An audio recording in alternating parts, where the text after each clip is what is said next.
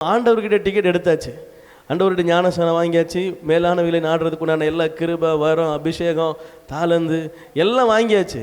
இதை வச்சுக்கிட்டு என்ன செய்யக்கூடாது? உலகத்தில் மாவு அரைக்க அல்லேலூயா. சிம்சோன் அந்த வேலை தான் பார்த்தான். வாங்கினதெல்லாம் பரிசுத்த ஆவியானுடைய கிருபையை மேலேருந்து வாங்குறது. மாவு அரைக்கிறது எங்கே? கீழே.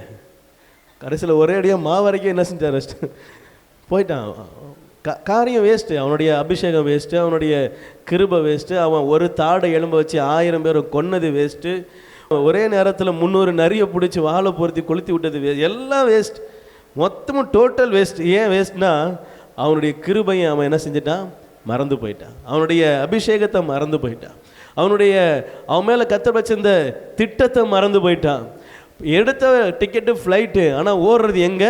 உலகப்பூர்வமாக உலகத்தின் ஆசை வாசபாசங்களோட உலகத்தின் காரியங்களோடு சேர்ந்து என்ன செய்கிறது? ஓடுனா அவனுடைய ஜீவியமே என்ன செஞ்சிச்சு?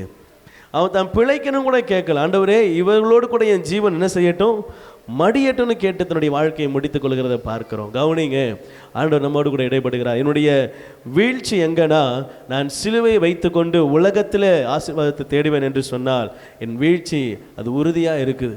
நான் சிலுவையை வைத்து கொண்டு சிலுவையின் இரத்தத்தை அடையாளமாய் பெற்ற நான் மேலானவைகளை நாடுவேன் என்று சொன்னால் இவைகளிலும் எனக்கு ஆசீர்வாதம் உண்டு, அங்கேயும் எனக்கு ஆசீர்வாதம் உண்டு. அல்லேலூயா. தேவையானது எதுவோ அதை என்ன செய்து கொள்ளுங்க? பிடித்துக்கொள்ள உங்கள் இருதயத்தில் அடிவு எடுத்துக்கொள்ளுங்க. மற்ற உலக காரியங்களை சேர்ந்து என்ன செய்யக்கூடாது? ஆமாம், குழப்பக்கூடாது. ஒன்றோடு ஒன்று கலக்கும் என்று சொன்னால் அது கலப்படமாகி போகும். அதுலேயும் கர்த்தர் பிரியப்படுகிறவர் அல்ல. அல்லேலூயா.